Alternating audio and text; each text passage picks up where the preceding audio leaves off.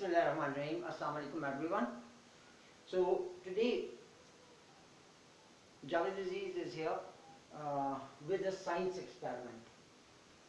Remember that the branch of science that we are dealing today is chemistry.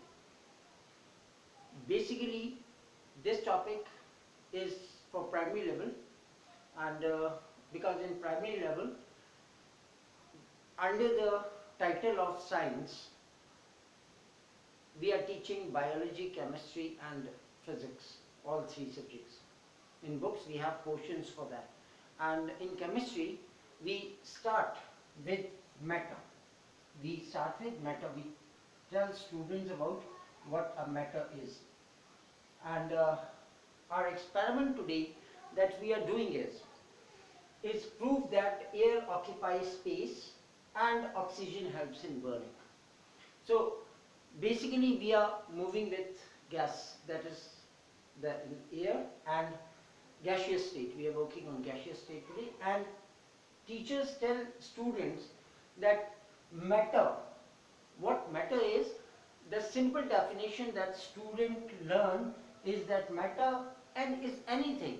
Matter in this universe, matter is anything which have weight, which has weight and occupy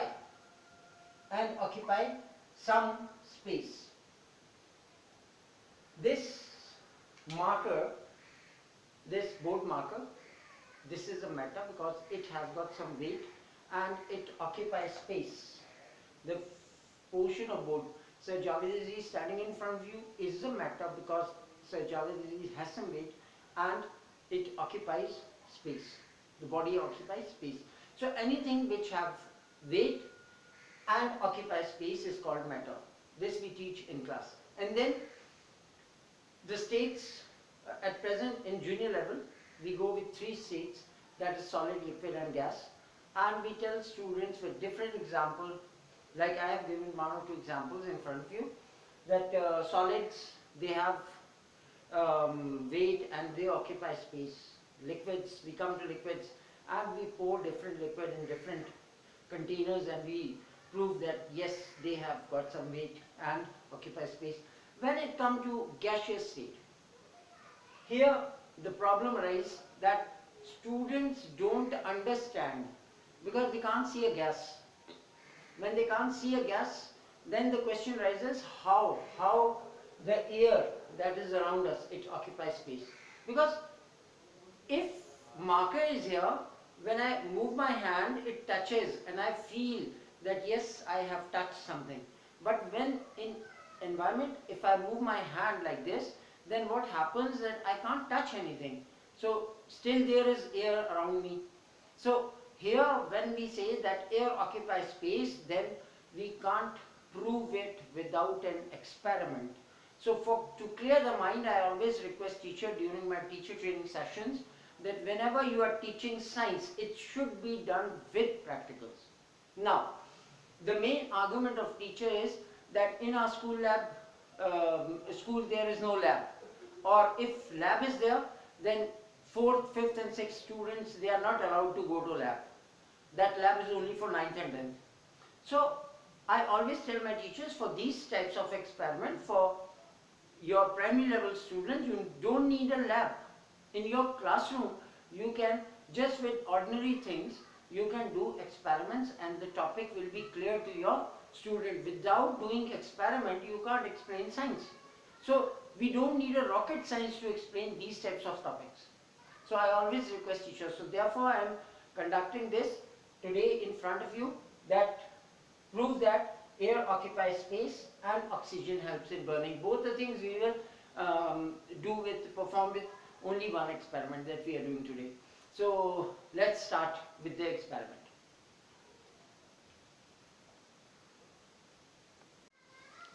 So performing this experiment, what we need at present is a very simple things you can find from your kitchen. Just take this type of jug and pour water in it, and the two things, the apparatus that we are using is very common. Therefore I said that we don't need a rocket science. And then we need a glass, a simple you can use this glass in which you drink water at home, and from kitchen you can take a saucer or this plate in which you eat food, and put some cookies and other things, and a candle that you need. And what you need is, for lighting the candle, you can use a matchstick or a lighter. Only these apparatus that is required to prove that air occupies space. So first let's take two rough pages also.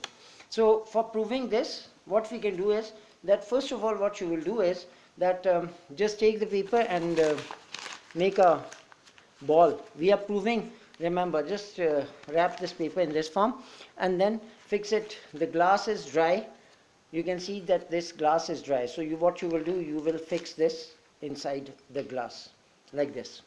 So now you can tell students that look, that we are proving air occupy some space, because air is a matter and gaseous state, and it is a matter, and naturally it has got some space. We are proving today that air got some space. Now tell your students that look at the glass, students, and there is a paper inside the glass. So paper is a matter and it has occupied this space of the glass, and rest you can see this space is opening, and we know if air is around us, then air is also present inside this open space of glass. So how it occupies space is that whenever, naturally if somebody occupies space, then you can't enter your finger inside it, but here we can, student, feel this thing. This upsets students, that if something has occupied, paper has occupied, the finger will not pass inside the paper. So it is a matter. But how it is possible that sir is saying that air is here, but still finger is entering? So how it can the air occupy space? So for this, what we can do, we can arrange the apparatus in this form, and you can see the water is there. Now what you will do is, you will just put the glass upside down inside the water. So look what I am doing. I am putting the glass upside down, straight down, and we will put this down, and look, the whole glass is inside water, even my fingers are wet. So it is dipped inside the water. Now by this we can prove that air occupies space, because the water will not reach the paper. Paper is still dry. It means that water has not entered.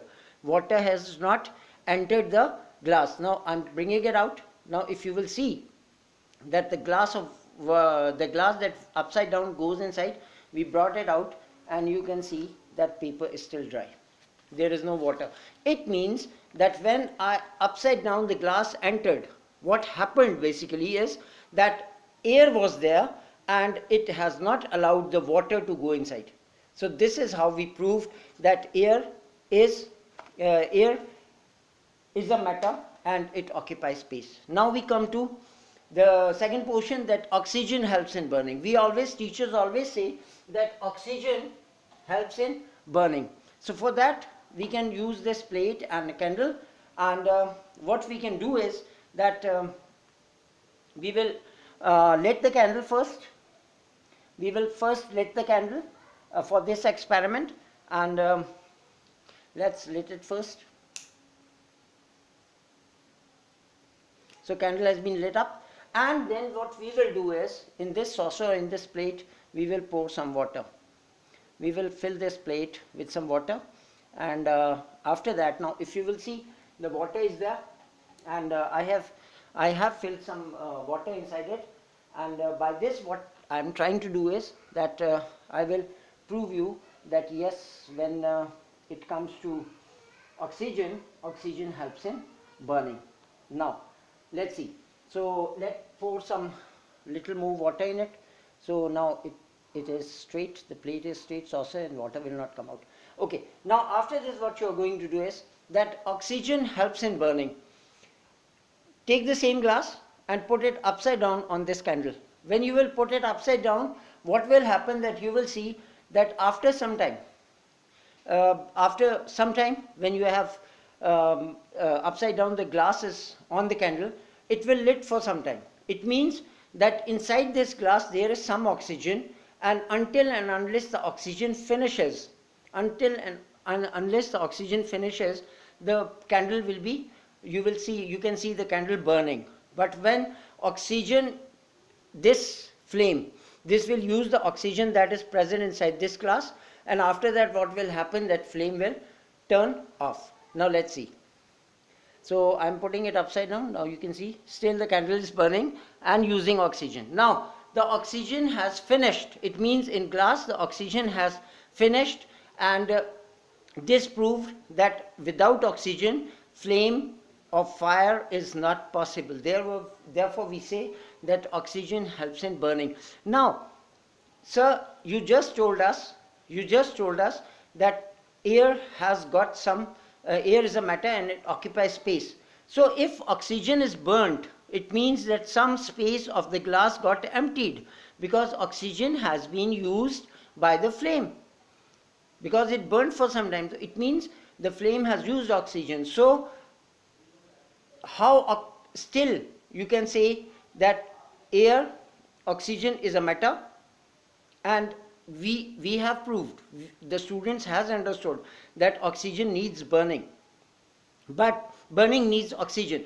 But still the first thing that we have proved, that air occupies space, then the space that is left, what happened? If you will look clearly inside the glass, you can see that there is some water that has risen inside the glass. You can see it very clearly that the water has risen inside the glass. You can see the plate, the sign inside the water. I'm moving it and you can see that water is moving inside. So water has risen. Why water has risen?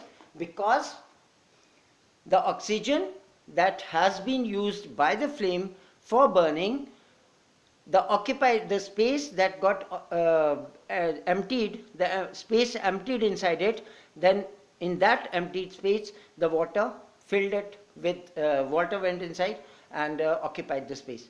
So by this we can prove that oxygen helps in burning, and also that air occupies space.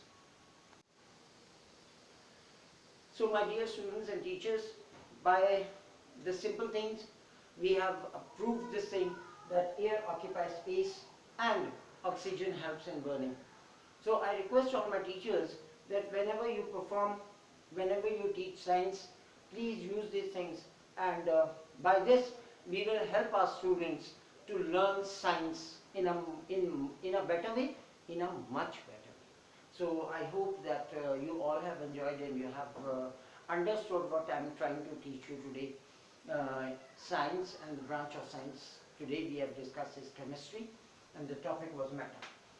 So by this we have ended the show, and now again I will request that if you like the video, please you yourself plus tell your relatives and your neighbors and your friends, all of them, to subscribe my channel, that is your family channel at YouTube, and also press the bell icon, because many videos are coming, they are online, and whenever I upload, if you press the bell icon, whenever I upload the new video, you will get the intimation for that. So thank you very much for watching. Love you all and take care. Allah Hafiz.